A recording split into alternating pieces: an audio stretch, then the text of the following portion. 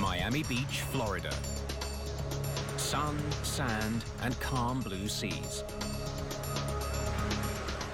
But when a tourist points his camera towards the sky, he captures a scene of horror. A plane is falling to the sea. We have a code 4. Repeat, code 4. The plane down in the water. As soon as I saw this, I realized, I'm like, oh no, this is the Chalk's airplane crashing. The downed plane is Chalk's Ocean Airways Flight 101, bound for the Bahamas. Could it have been a collision with an object? Could it have been a fire? Could it have actually been a criminal act? Let's notify the FBI. The incredibly rare video may hold the answers. Can you enhance that for me? An airline renowned for safety has made a fatal error. But it will take investigators hundreds of hours to finally uncover it. Bingo.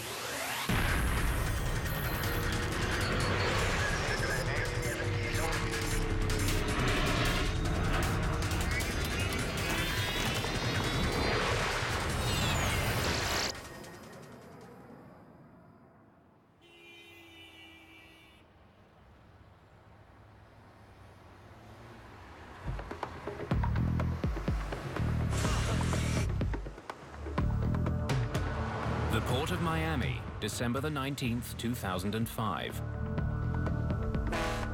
Giant freighters and ocean-going cruise ships are a common sight. But there's another, much smaller craft that's often seen in this port. Chalk's Ocean Airways flies seaplanes in and out of this busy waterway. Today, Flight 101 from Fort Lauderdale is making a brief stopover here on its way to the Bahamas. Feather propellers. Check. Shut down engine number 1. Shutting down engine number 1. Chalk's flies to 2 regular destinations, both in the Bahamas. Bimini, where Flight 101 is scheduled to land this afternoon, and Paradise Island. Ladies and gentlemen, this is your captain speaking. We're just making a short stopover here in Miami to pick up a couple passengers. We apologize for the delay. We'll be on our way again soon. How many are we picking up? Just 2, but they're VIPs.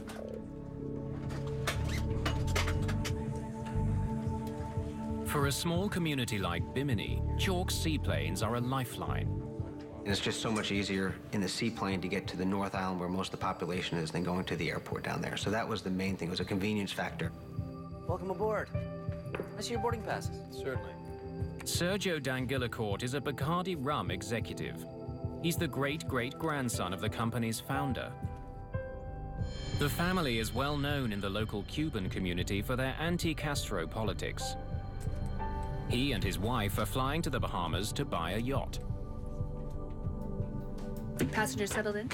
We're all set. Good afternoon, folks. We'd like to welcome you aboard Chalk's Ocean Airways Flight 101 to Bimini. Our travel time to Bimini will be 25 minutes. Hope you enjoy the flight. Let's have the startup checklist, please. Roger. Michelle Marks is in command of today's flight. She was promoted to captain earlier this year. Fuel conditioners. First Officer Paul DeSanctis joined the airline 8 months ago. Starter on. Starter on. This is his first flight with Captain Marks. All clear to taxi? All clear.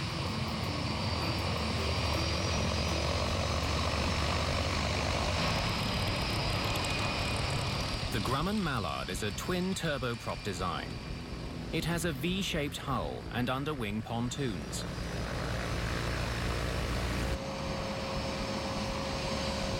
It's designed to carry up to 17 passengers. The plane has retractable landing gear, so it can operate on either land or sea. Gear coming up. Takeoff in the Mallard, depending on the days, it could be a lot of fun or it could be a real challenge. Weight and balance check. We're good. The Miami seaplane base has no control tower. The crew has to keep a lookout for boat traffic as they taxi through one of the busiest ports in the world. Taking off out of Miami in the shipping channel, it's kind of like trying to take off during rush hour traffic. You've got boat traffic, wave traffic, the wind, the airplane to deal with, and everybody's going different speeds, and you're trying to get up and go and navigate around everybody, so it was always a handful.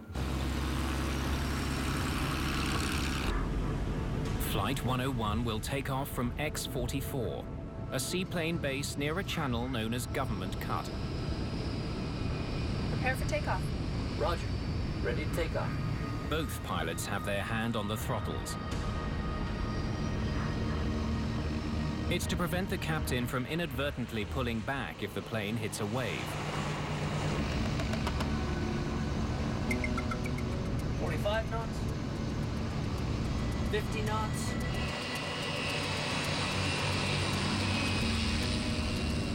This is the moment most passengers are paying for, the takeoff. Half speedboat, half plane. It's a unique thrill. 75 knots. 80 knots. For the pilots, accelerating through the waves is often the most difficult part of the flight. The airplane itself was really hard to fly as far as on the water, getting onto the step, which was what we call getting on plane. And in rough sea conditions and in rough wave conditions, it could be a real challenge.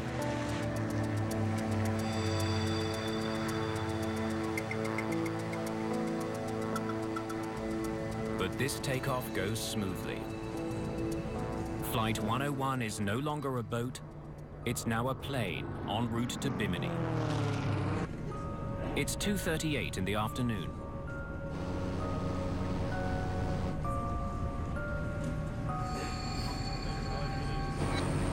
The plane's flight path takes it past South Beach, where sunbathers and surfers are out in force.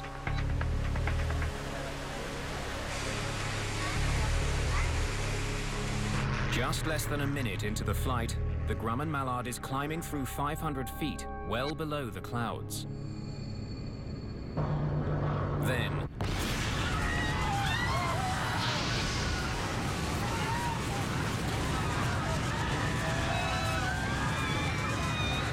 the plane rolls violently and dives.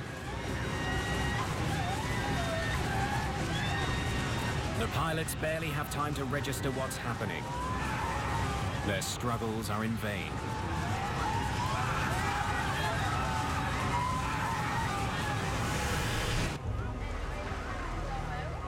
By chance, a tourist from New York catches Flight 101's final moments on his camera. 60 seconds after takeoff, the plane slams into the ocean.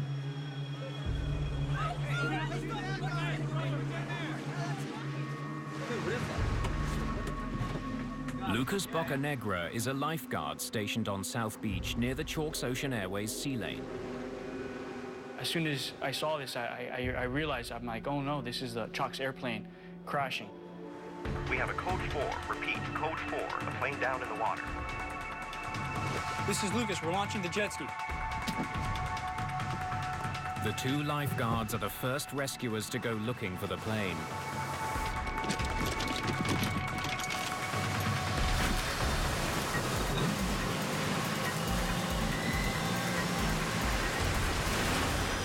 We drove as fast as we could to the scene of the accident. There was a lot of things coming through my head. I was nervous, scared. I was kind of full of adrenaline. We wanted to go in and try to rescue as many people as we could, but at the same time, we've never trained for a situation like this. As soon as we turned Government Cut, those jetty rocks, we noticed that it was very calm, very quiet. It wasn't like the ocean side where it was very rough. There was no waves. It was very, kind of very eerie.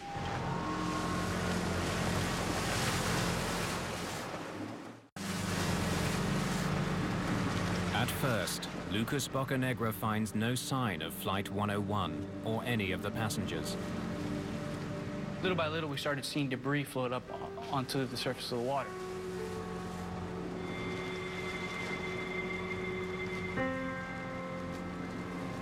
And We saw some chairs, some luggage here and there, and suddenly we noticed it was a body in the water. As soon as we put the body on our jet ski, we realized that from his injuries that there was nothing we could do. From there, it was just try to recover as many bodies, you know, bring them back for their families.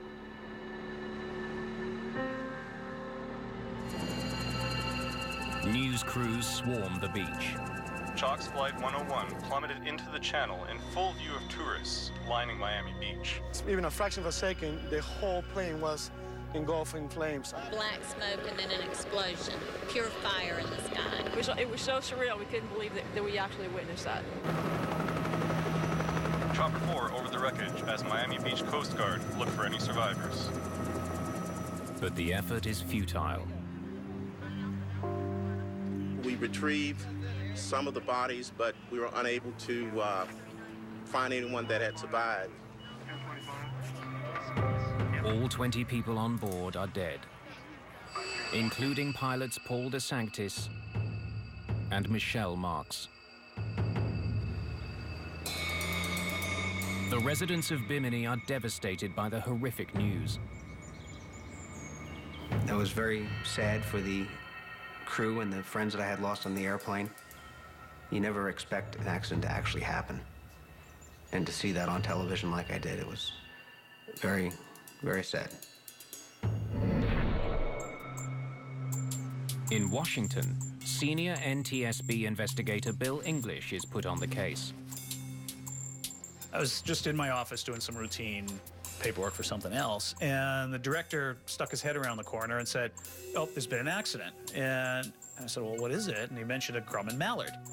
So I immediately knew it had to be Chalk's.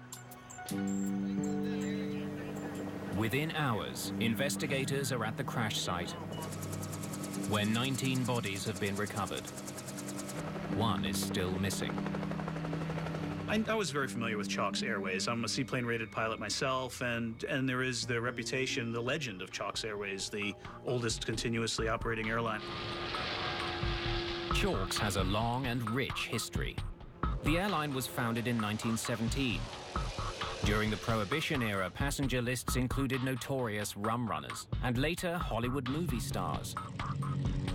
Chalk's planes even patrolled for German U-boats during World War II. The novelty of flying at Chalk's, it was just all that history, all the people that have gone, and it was really a great place to work for that. The Grumman Mallard flying boat that crashed was built in 1947. Chalk's Ocean Airways is the only airline that uses mallards to transport passengers. They're not really a mainstream type of airplane, and so there's always that nostalgia about them.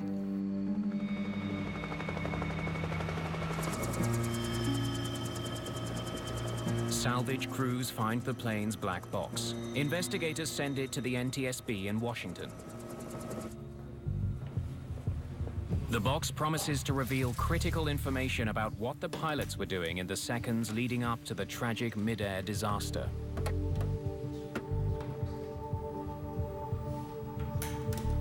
In any investigation, the flight data recorder and the cockpit voice recorder are a great desire. More data, the better. We can always learn something.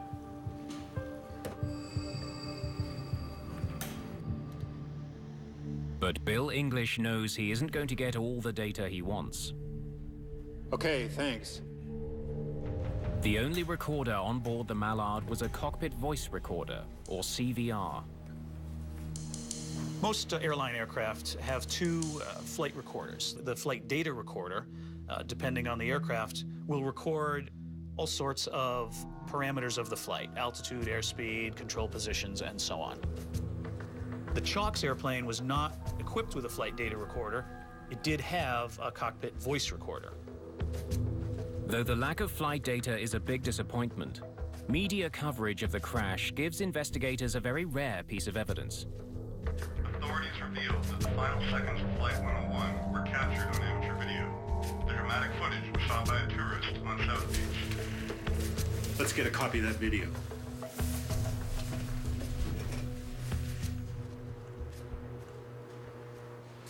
Okay, let's see it. The video only captured the final seconds of the plane crash, but it confirms eyewitness reports that a wing ripped off in midair. Can you enhance that for me?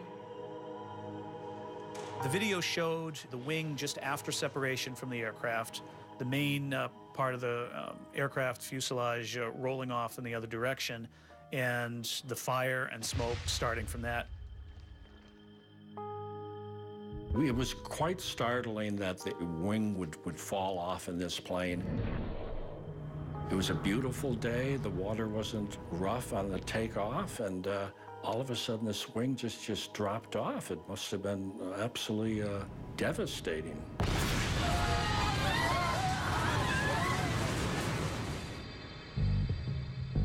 However, the video can't reveal why the wing came off.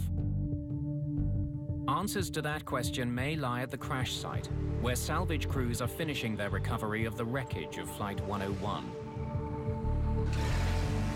The right wing is found separate from the plane, but largely intact.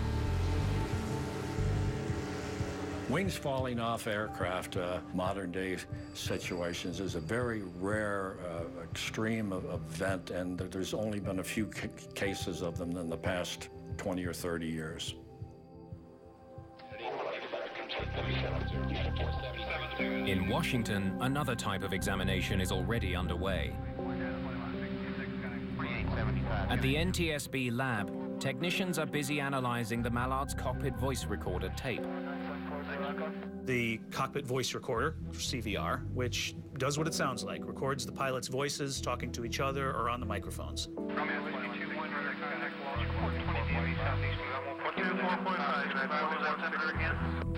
But the tape is a jumble of voices and sounds. Technicians can't retrieve any useful information. It turned out that the erase head function, it's just like a tape recorder that most people are familiar with. It didn't erase the old stuff, so every subsequent flight kept getting recorded over and over and over again, and just became a muddled sound, and it wasn't audible to us or useful. It's another setback.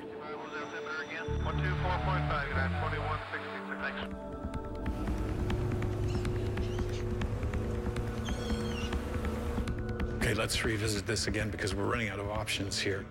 Investigators have fewer and fewer tools to work with. Bill English considers the possibility that Flight 101 hit turbulence so violent that it tore the plane apart. But the weather on the day of the crash doesn't support that theory. There were no storms that could have caused such severe turbulence. Clearly, something else had torn this plane apart. There's a possibility the Mallard collided with something in the water before takeoff. Seaplanes don't take off of a conventional runway. They're in water where there can be things like logs or other debris, which could potentially cause structural issues with an aircraft.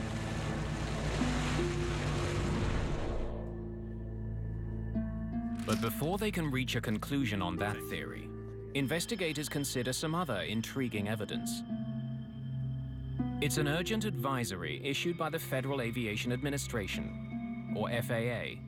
It warns that due to a faulty part, the propellers on the Mallard could come off during flight. You're kidding me. Something such as a blade separation, losing part of the propeller, could cause a great structural load on the aircraft. English now has a solid lead, but his team is still missing the evidence they need to prove their case.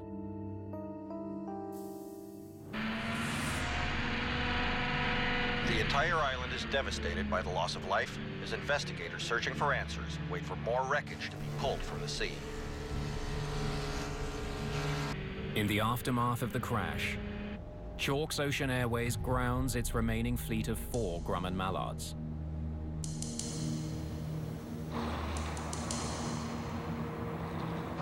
At the NTSB's Miami command post, they're working to identify various plane fragments and other debris from the crash. We started out with the wing itself that separated, the spar, which is the main part of the structure of the wing, and any of the other fracture surfaces, looking for obvious initiation factors. They carefully examine the propellers, looking for evidence that might confirm suspicions raised by the FAA advisory. But it's another dead end. We're able to determine all the blades were attached, and the bending that we saw was the expected pattern from proper operation when those blades hit the water. Good we go. Once again, they're back to square one. There's the damn color. This is what I want you to look at. Investigators focus their attention on the fractured wing. They've noticed sooting on parts of it. It's evidence of a very rapid fire. We want to find anything that could be the initiating factor for the wing separation. Could it have been a collision with an object? Could it have been a fire? Could it have actually been a criminal act? The burn marks raise a sinister possibility. An explosion. A bomb.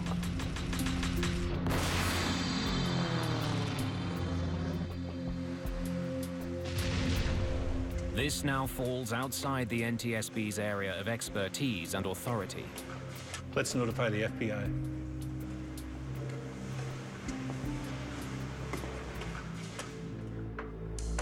The FBI helps us in many of our investigations, and we will utilize some of their experts to rule out terrorism or a criminal act.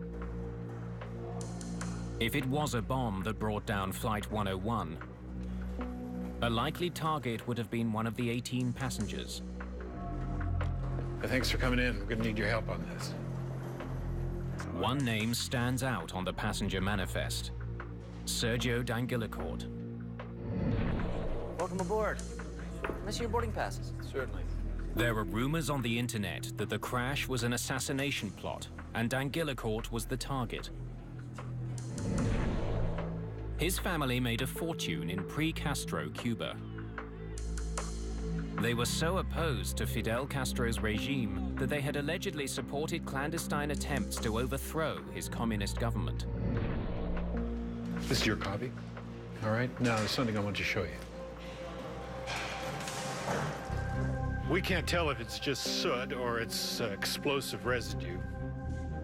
A bomb will leave chemical traces and distinctive patterns in the torn metal. FBI technicians are specially trained to detect them.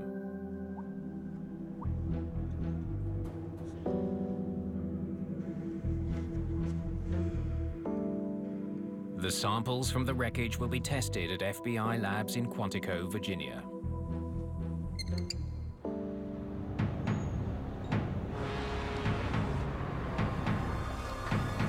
Four days after the accident, salvage crews are still bringing in wing fragments found at the crash site.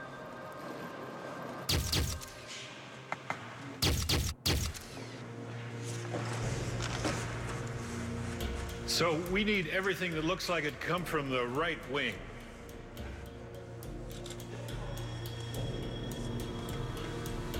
Can we get some light over here?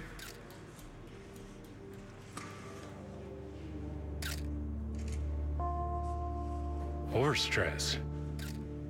Most of the damage they see is from overstress fractures, areas where the metal was literally ripped apart when the wing tore off. Come here.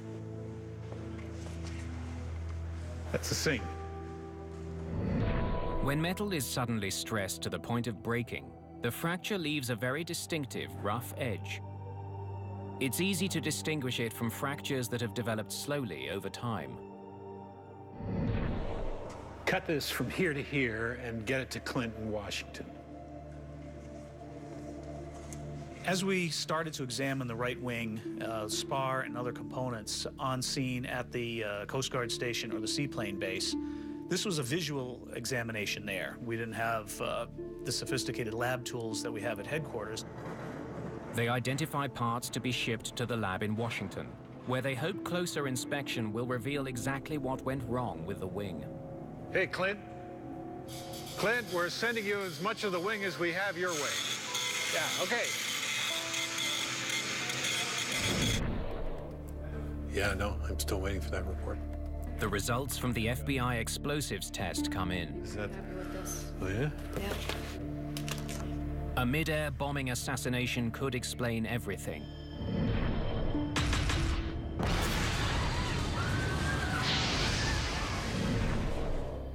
But there is no explosive residue on the wreckage. Okay, so that rules that out.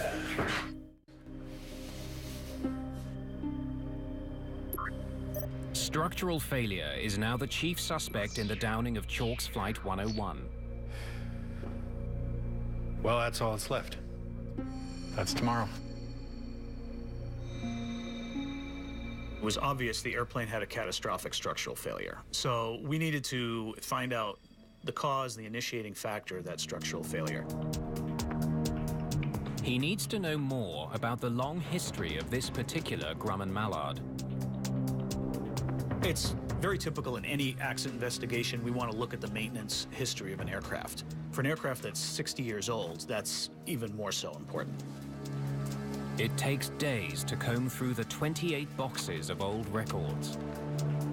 We want to make sure that we can develop an entire history of this aircraft, what sort of chronic problems may have shown up in the maintenance of the aircraft, and what types of work had been done on any of the factors that looked likely to be involved.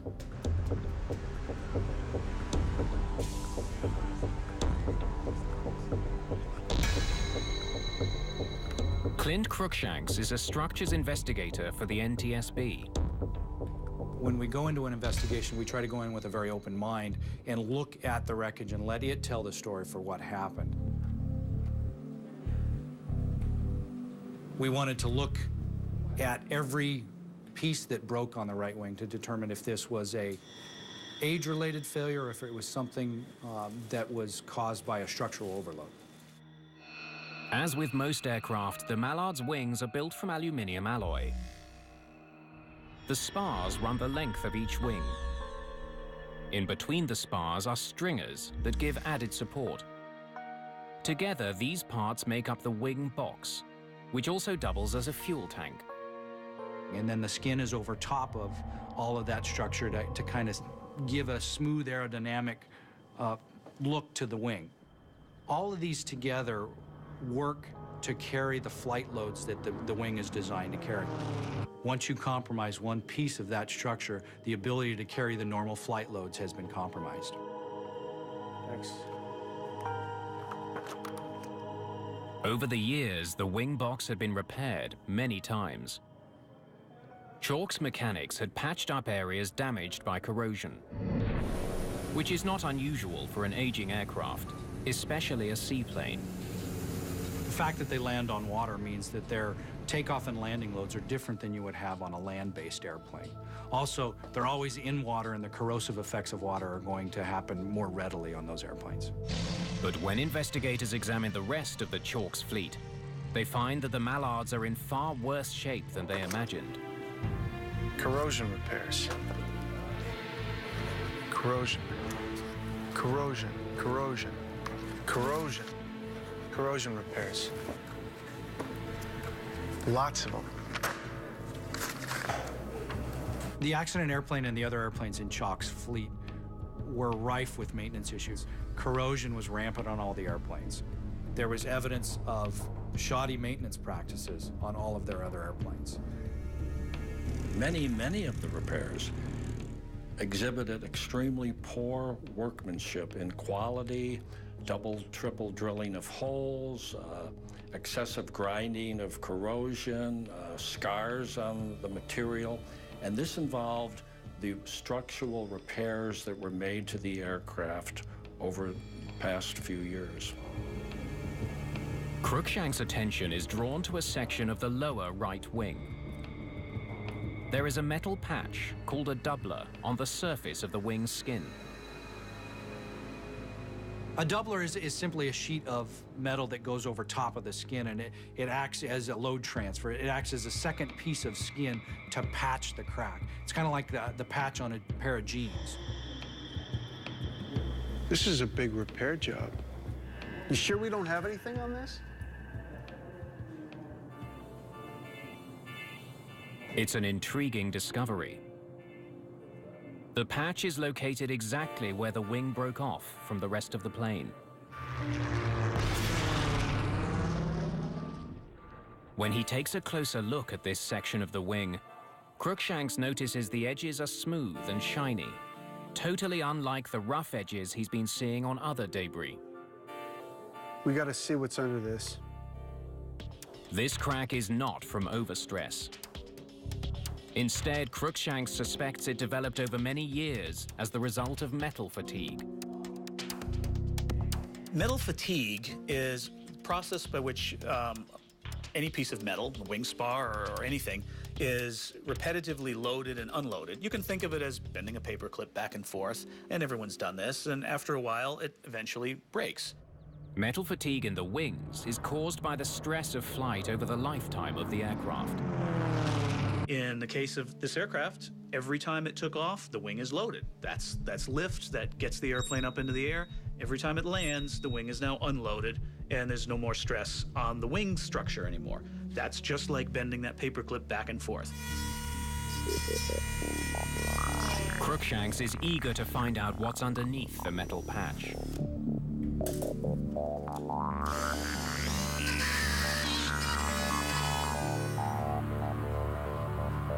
Okay, let's see what this doubler's hiding. They find even more metal fatigue. Deep cracks cut across the wing. The extent of the damage is staggering. A crack 40 centimeters long. Man, oh man.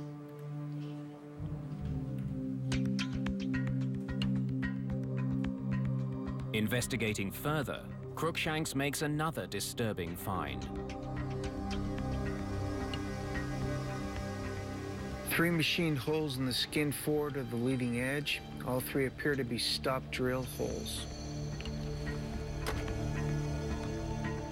The holes indicate that Chalk's mechanics had been trying to stop the crack from spreading further.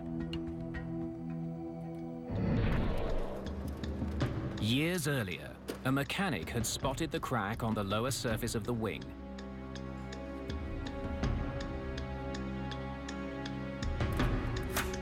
He repaired it by drilling a hole in the path of the crack. It's called a stop drill hole. The end of a crack, you can see even with the naked eye, is sharp. It comes to a point. That tends to want to develop a crack more.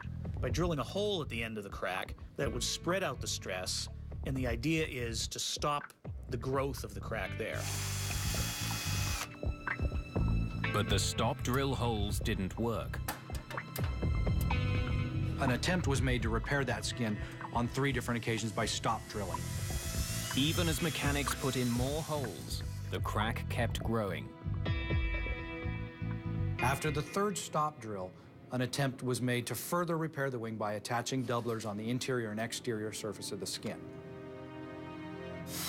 But the doublers didn't work either. The crack on the plane's skin continued to grow. Investigators now know the right wing was damaged long before the day of the accident.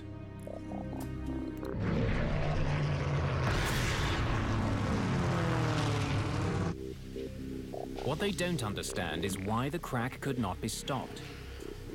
Approved. But a glimmer of an answer comes when they learn the plane was sending out warning signs of a deeper, more serious problem. The Chalk's airplane involved in the accident were showing evidence of chronic fuel leaks for a long period of time, for many years. According to the log, fuel leaks from the right wing were repaired again and again, but they kept happening. The crews started to notice repeated fuel leaks during standard operations, and we tried to bring it up to the attention of management just for our concerns. Just 2 days before the crash, it happened again. While doing routine maintenance on the Mallard, a mechanic came across fuel dripping from the right wing. They always addressed the problem with trying to reseal the fuel tanks or trying to fix whatever problem they thought they had. It always seemed to be a reoccurring issue. The procedure for plugging a leak was to apply a chemical sealant to the inside of the empty fuel tank. The sealant would take a day to dry. Then the plane could be refueled and returned to service. The leaks should have been a clue that the crack in the wing skin was just the tip of the iceberg, that there was a much more dangerous problem with the wing's interior structure. Fuel leaks in this particular aircraft are indicative of a problem with the wing structure. In fact, Grumman put out a service bulletin back in 1963 that warned mechanics chronic fuel leaks are an indicator of a structural issue with the aircraft. Okay, let's see what we got here. Crookshanks examines the pieces that make up the right fuel tank. Some kind of sealant. He wonders why the fuel leaks persisted in spite of the constant efforts to repair them. Hand me that scraper, please. Thank you. Beneath the layers of sealant, he finds his answer. Bingo. Cracks in a critical support beam called a Z-stringer. It's the piece that the plane's skin was directly attached to. All right, will you finish cleaning this off and then get some pictures, okay? Thank you.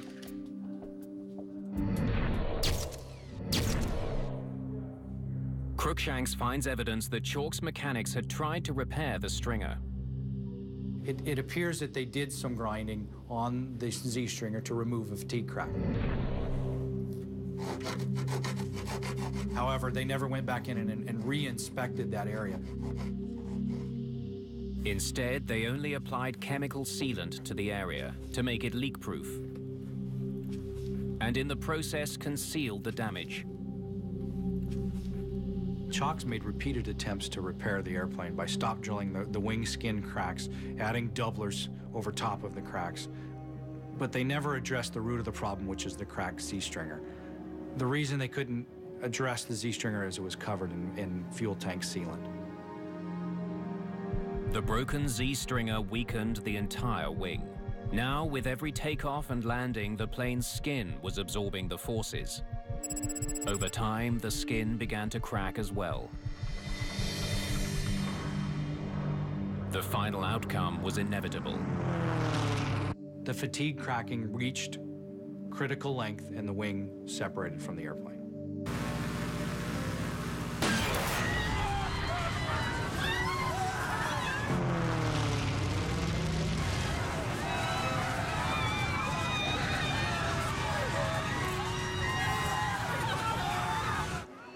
Investigators conclude that a hidden crack in a key component of the right wing led to the devastating crash of Flight 101.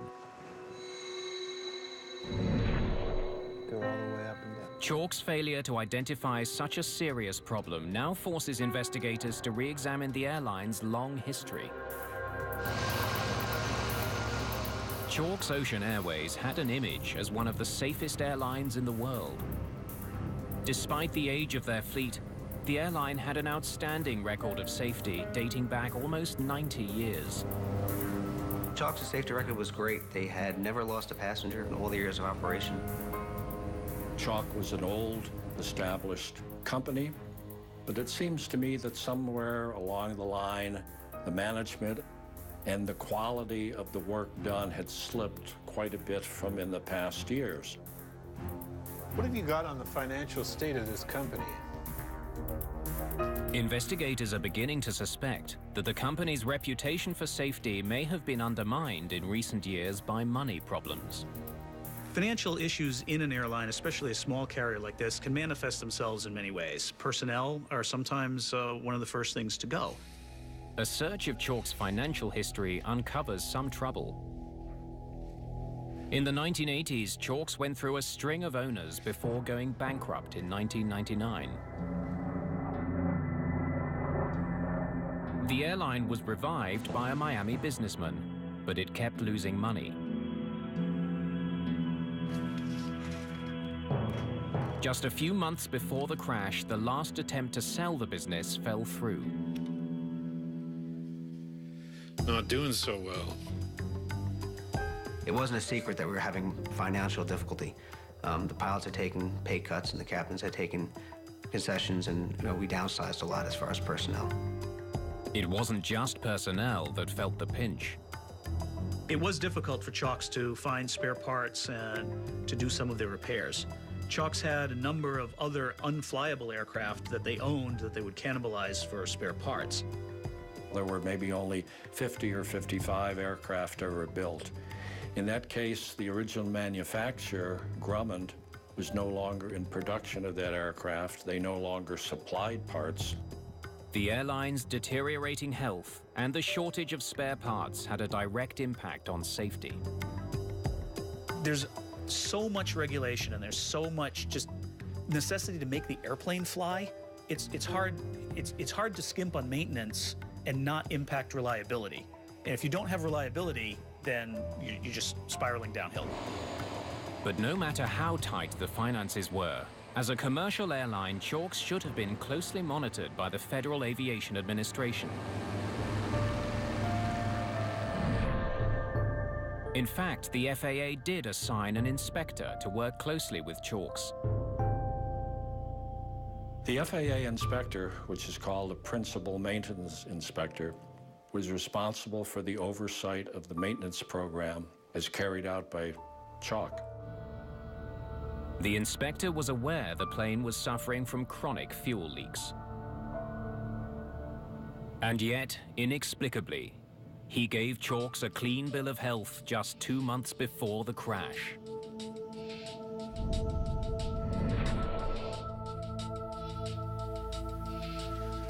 What is this guy doing? Investigators are at a loss to explain why the FAA inspector didn't pick up on warning signs the Chalk seaplane was giving off. The fact that Chalk was an old established carrier, maybe they just accepted, well, there's only 2 or 3 planes, it's a small operation, they only fly during the nice weathers, and they're good old boys over there, they know what they're doing. In effect, the FAA didn't step back and take a look at that forest for the trees and find out just what's going on in the maintenance program with these Chalks aircraft. The FAA may not have found fault with Chalks, but it turns out that several people very close to the airline did. But we did talk to this group of pilots who had left Chalks prior to the accident, and every single one of them did have some story about maintenance aspects on their aircraft, whether it had to do with fuel leaks or other maintenance aspects. They all had some level of concern about the way Chalks was taking care of these very old airplanes. In fact, the pilots were so concerned that in the year leading up to the crash, many of them met to discuss the problem of declining maintenance. The captains of the company decided that it would be best for us to get together as a group, discuss the issues that we had to try to get our concerns addressed. One major issue that had happened, we had an elevator cable that had snapped in flight, and the crew luckily was able to get the airplane down using power and different settings and shifting people. But in most scenarios, that would have been an accident in itself. In aviation, there's error chains that they talk about, and you have to just, if you keep compiling one link after another, it's only a matter of time before an accident will occur. And from my point of view, I thought that if they kept going down the same road that they were going down, something could happen. Eventually, Captain Weber decided he'd seen enough close calls. My turning point and why I decided to leave Chalks was I just had seen too many things in the recent months, too many mechanical issues that were major issues in my mind, and I had 300 failures myself that year, and I had a wife at home that was pregnant. I had lost, I guess, my confidence in the company's ability or the airplane, and I just had enough. The NTSB's report on the crash of Flight 101 harshly criticizes the FAA for not detecting growing maintenance and financial problems at Chalks. Had the maintenance program or the FAA stepped back and said, these aircraft need more than just a one-time fix. They need something much deeper than this. The accident probably would not have happened. It also uncovers a loophole in the FAA's aging aircraft regulations, which require extra inspections for older planes. But those rules didn't apply to Mallards. The Grumman Mallard was manufactured in 1947. It only carried 17 passengers, and it was not a transport category airplane. Therefore, it was exempt from these supplemental inspections. What we have here is the FAA has made an aging airplane safety rule, and they've exempted the oldest airplanes in the fleet. The NTSB recommends that the FAA expand its oversight of aging planes. When we determine the probable cause of an aircraft, the point is to do this so that similar accidents won't happen again in the future. I think we've used this accident to point towards the industry and the FAA to make sure that they take a look at the overall picture of what's going on at an air carrier. Flight 101 spelled the end of Chalk's Ocean Airways.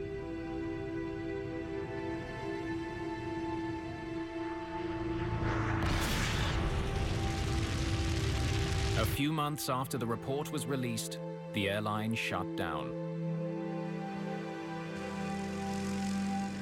There was a lot of history and a lot of family community involved with the passengers as well as the people in the airline. So to see the whole airline and everything else kind of go down with the airplane is additionally, emotional for everybody that ever worked there or ever loved the airplanes.